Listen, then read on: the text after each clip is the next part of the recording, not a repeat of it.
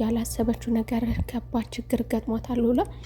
ይህ ችግር ሊደርስባት የቻለው ደግሞ በሞገስ መዘናጋት ነበረ። ታዲያ የሞገስ መዘናጋትና የሞገስ ችግር ደግሞ ከዚህ ጋር ምን ሊሆን ይችላል የሚለውን አብረን የምናይ ይሆናል። ሰላም ሰላም፣ ጤና ይስጥልኝ ውድና የተከበራችሁ ቤተሰቦች እንደምን አላችሁ? ሁላችሁም በያላችሁበት የዓለም ዳርቻ ሰላማችሁ በዘት ይበልልኝ። ለቤቴ አዲስ ከሆናችሁ የደወል ምልክቷን በመጫን ቤተሰብ ይሁኑ እያልኩኝ ቀጣይ ክፍል ምሳሌ ይዤላችሁ መጥቻለሁ።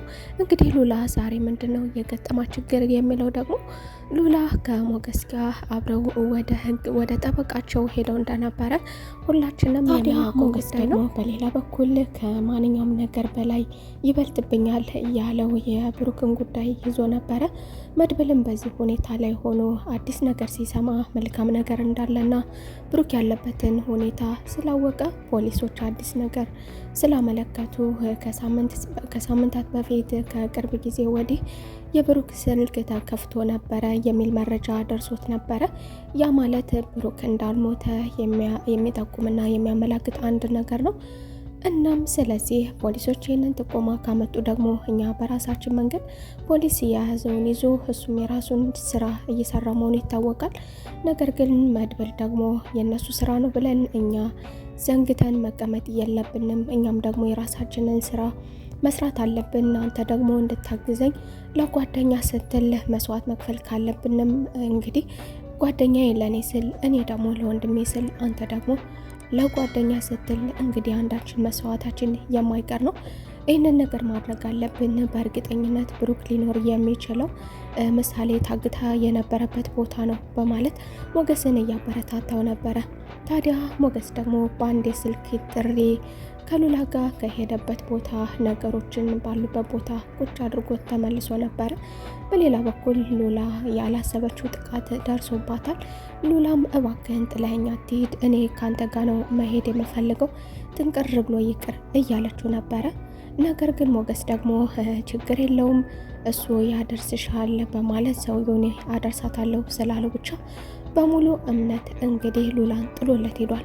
ሉላ ግን ከዚህ ሰውዬ ጋር መቀመጧ ምቾት አልሰጣትም ነበረ። ታዲያ ከመውጣቱም ደግሞ ያላሰበችው ከባድ ጥያቄና ልትጠየቅ የማትገባ ፊት ባትሰጠውም ነገር ግን በውበቷ ዛሬም ደግሞ በውበቷ እስረኛ ሆና እንደኖረችው ዛሬም ደግሞ በህይወቷ ችግር ውስጥ ገብታለች ማለት ነው። ሞገስም እንግዲህ የብሩክ ጉዳይ እንደምናውቀው ሁላችንም አንገብጋቢ ጉዳይ ነው። ብሩክ ከጠፋ ረጅም ጊዜ ሆኖታል። ስለዚህ ብሩክ እርዳታ ይፈልጋል። እርግጥ ነው ሳሌም የምትወደውና የምትሳሳለት አባቷ ወጥቶ ከቀረ ረጅም ጊዜያቶችን አስቆጥሯል። ታዲያ ሁል ጊዜ ደግሞ ቢዚ ነው፣ ስራ ነው፣ ይመጣል እየተባለች በቀጠሮ ቆይታ ነበረ። ታዲያ ዛሬ ደግሞ በመጨረሻም ረብሻቸዋለች። እንባም እርግፍ እያለ አባዬ ብላለች። ምሳሌ ይህንን ነገር በእርግጥ መጠየቅ ለቅድስት የሚሆን ለመድብል ይህንን ነገር መጠየቅ ለሷ ሰልችቷታል፣ አድክሟታል። ምክንያቱም በዚህ አቅመ ደካማነቷ ይህን እንደምጠይቀው ጥያቄ ደግሞ አንዴ መድብል ይመልስልሽ፣ እሱ ያውቃል፣ መድብል ደግሞ ቅድስቴ ታውቃለች፣ ቅድስቴ ትመልስልሽ ስለሚሏት ምላሽ አታለች። ታዲያ ዛሬ ደግሞ አባዬ የሚለውን ጥያቄዋን ደግሞ የተለመደው ጥያቄዋን ደግሞ ዛሬ በእንባዋ ነበር የጠየቀችው። ቅድስትም በመጨረሻም ደግሞ ዛሬ እውነታውን እነግርሻለሁ፣ እውነታውን መቀበል አለብሽ በማለት ከዚህ በፊት ይመጣል እያሉ የነበረው ብዙ ነገር ደብቀዋት የነበረውን ነገር ዛሬ እውነታውን አሳውቅሻለሁ፣ ማወቅ ይኖርብሻል እያለችውን እንግዲህ ቅድስትም ልታሳውቃት አንድ ሁለት እያለች ነበረ። ያው ብታሳውቃትም ባታሳውቃትም ነገር ግን አሁን ላይ መምጫው ደርሷል የሚል እምነት ስላለን ባታሳውቃት የተሻለ ነው። ነገር ግን ቅድስት እውነታውን መቀበል ይኖርባታል በማለት ተስፋ ስለቆረጠች አባቷ እንደጠፋ ልትነግራን ነበረ። ምናልባት ግን መድብል ይህንን ነገር ከሰማ እንድትነግራት አያደርግም። ምክንያቱ ደግሞ ብሩክ እንዳልሞተ ስላረጋገጠ ያለበትንም ቦታ ደግሞ ስላረጋገጠ አሁን ላይ ለምሳሌ ይህንን ነገር መናገሩ አስፈላጊ አይደለም። ታዲያ ምሳሌም ደግሞ ትጠቅመናለች ብለው የነበረውን ነገር ምሳሌ የምጠቅማቸው በአንድ ነገር ነበረ። አባቷ ያለበትን ቦታ ምሳሌ ትጠቁማለች ተብሎ ምሳሌ ብትጠየቅ ግርም ድንቅ ይላል። ታዲያ ምሳሌም ደግሞ ያን ያህል ስለዚህ ጉዳይ ስለመታገቷም ስለምንም ነገር የምታውቀው ነገር የለም። ታዲያ ታግታበት በነበረውን ጊዜ ደግሞ ያሳለፈችው ጊዜ ሰላማዊ ጊዜ እንጂ እንደዚሁ ከዚህ በፊት የእንጀራ እናቷ አግታት እንዳንገላታቻት አይነት እስር ቤት ስላልነበረ ያሳለፈችው እንግልት እንዲደርስባት አልተደረገችም። ምክንያቱ ደግሞ ከዚህ ጀርባ ሌላ ዓላማ አለ። ነገር ግን ሌሎች እየተሰቃዩ አረጋውያንም ህፃናቶችም ብዙዎችን አይታለች። እሷ ታግታበት በነበረው ግቢ ውስጥ ትዘዋወር ትጫወትም እንደነበረ ተናግራለች። ይፈቀድላት እንደነበረ በእርግጥ ይዟት የነበረው ልጅ ሲያጫውታትም እንደዚሁ ደግሞ ጨዋታዋ ወሬዋ ጣፋጭም እንደሆነ ሲነግራትም ተመልክተናል። ታዲያ ዛሬ ላይ ደግሞ ምሳሌ በአንድ ነገር ልጠቅማቸው ችላለች። መድብልም እስኪ ታግተሽ ከነበርሽበት ቦታ የነበረውን ቦታ የምታውቂው ከሆነ ልታደርሽን ትችያለሽ ወይ የሚል ጥያቄም ጠይቋን ነበረ። ነገር ግን ምሳሌ ደግሞ ለዚህ ጥያቄዋ ምላሿ የነበረው ታግቼ ነበር እንዴ የሚል ነበረ። ምክንያቱም እንደታገተች ምንም የምታውቀው ነገር የለም። ከዛም ትንሽ መቆየት አለብሽ እኔና አጎትሽ ስንስማማ በማለት እንጂ ያሳለፏት እንደታገተች እየነገሯት ነገር አልነበረም። ምግብም በወቅት እንድትበላ ትደረግ ነበረ። ዳጣም በሌላ በኩል ዝና ከተፈታ ጊዜ ጀምሮ ሰላም የላትም። ምክንያቱም ያሳለፏትን ጊዜ ምን አይነት ጊዜ እንደነበረች ታስታውሳለች። ዝና ታስሮ በነበረበትና ተይዞ በነበረበት ጊዜ ሲዘናባበቱበት እንደነበረ እንዲሁ ደግሞ የሚፈታ ስላልመሰላቸው ስለዚህ ላሰቃያቸው ስቃይ ሲናገሩ የነበረው ነገር ዛሬ ላይ ዋጋ እንደሚያስከፍላቸው ስለተገነዘበች ታዲያ መውጣትን፣ መራመድን፣ መንቀሳቀስን በእጅጉ ትፈራለች። ነፋሱ ሁሉ ዝና ይመስላታል። ታዲያ የሞገስ መንቀሳቀስ ደግሞ እንደ ልቡ በነፃነት ምንም ሳይፈራ እና ደግሞ መዘንጋቱ በእጅጉ አስፈርቷታል። ታዲያ ሞገስ እባክህን ያ ሰውዬ እስካልሞተ ድረስ እኮ ሰላም የለም፣ እንደ ልብህ እየተንቀሳቀስክ ይመስለኛል፣ ብትረጋጋ መልካም ነው ትለዋለች።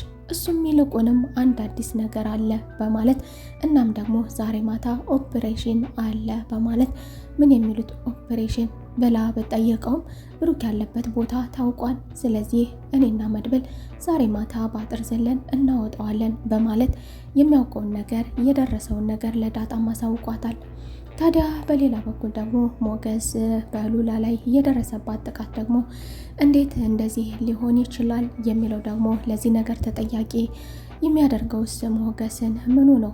በእርግጥ ሞገስ አሁን ላይ እስረኛ ነው፣ ምንም ነገር የለውም፣ ሀብት ንብረት ያስፈልገዋል።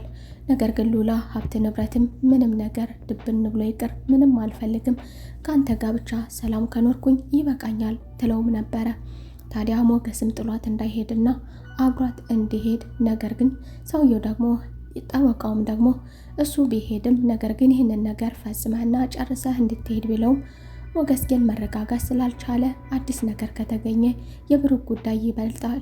ስለዚህ የኔ ነገር ወረቀት ነው፣ ነገ መስተካከል ይችላል፣ የሰው ጉዳይ ስላልሆነ የራሴ ጉዳይ ስለሆነ ቀስ ብሎ ይደርሳል በማለት ነበር ያለፈው። ታዲያ እዚህ ጋር ደግሞ ሉላን ደግሞ በቃ አንተ መሄድ ትችላለህ፣ ባለቤትህ ስለሆነች ማንኛውንም ነገር ደግሞ አንተን ወክላ ማድረግ ትችላለች በማለት ነበር ሉላን ያስቀራት ይሄ ሰውዬ። ታዲያ ሉላ ደግሞ ሞገስን እባክህን እያለች የተነጠላት ቢሆንም ሞገስ ገና እልፍ ከማለቱ ደግሞ እንደዚሁ ምቹ ያልሆኑ ቃላቶችን በውበቷ መዘባበቱ እንዲሁ ደግሞ በውበቷ ማንኛውንም ነገር ማድረግ እንደምትችል ከዛም ወጥቶ ደግሞ መኪና ውስጥ ስለሆነ ወረቀቱ ታዲያ በመኪና እየሄድን ትፈርሚልኛለሽ በማለት ነበረ ወደ መኪናው ያመሩት። ታዲያ ይህ ሰው ደግሞ ከመኪና ደግሞ ቀስ እያለ ለቤት ደርሷል። ታዲያ ሉላ ደግሞ በገዛ እግሯ ወደ ቤቷ ይዛው መጥታ በገዛ ቤቷ ደግሞ ጥቃት ሊደርስባት ችሏል።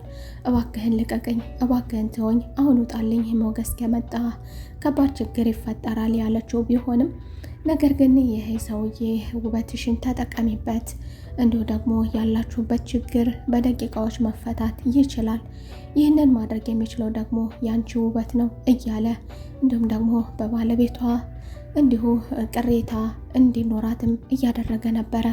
ሉላም ባለቤቷ የምን ያህል ባለሀብት እንደሆነ የምትወደው ስንት መስዋዕትነት እየከፈለችለት እንደሆነ እሱ ግን ይህ ሰውዬ ይወደኛል የምትዩ ወደዋለሁ የምትዩ ይህንን የመሰለ መልክ ይዘሽ ነገር ግን አንዲት የተጣበበች ክፍል መቀመጥ ምን ይሉታል? ለዛውም አልጋ ብቻ ያለው እያለ እንግዲህ በድህነታቸውም እየተዘባበተባን ነበረ። ታዲያ ሉላም ደግሞ ክብርህን ጠብቅ እባክህን እያለችው ነበረ። ሞገስም በዚህ መካከል ሆኖ እንግዲህ ወደ ብሩክ ዛሬ ማታ መሄድ ስላለባቸው ይህንን ነገር ደግሞ ዛሬ ማታ ማድረግ አለብን ስላለው መድብል ይህንን ነገር ለመሰናበት ወደ ሉላ እሄዳለሁ ብሎ ነበረ። ይህንን ነገር በእርግጥ ለማድረግ ሞገስም ፈቃደኛ አልነበረም።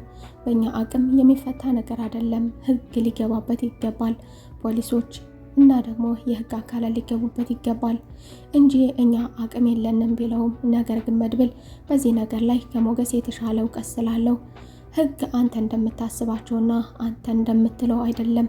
እነሱ ምናልባት በፊት ለፊት በር ሰብረው ስለሆነ የሚገቡት ነገሩ ይብስብናል። ስለዚህ ወንድሜን አናገኘውም፣ እንደውም ይደብቁታል፣ ራሳቸውን ያሸሻሉ።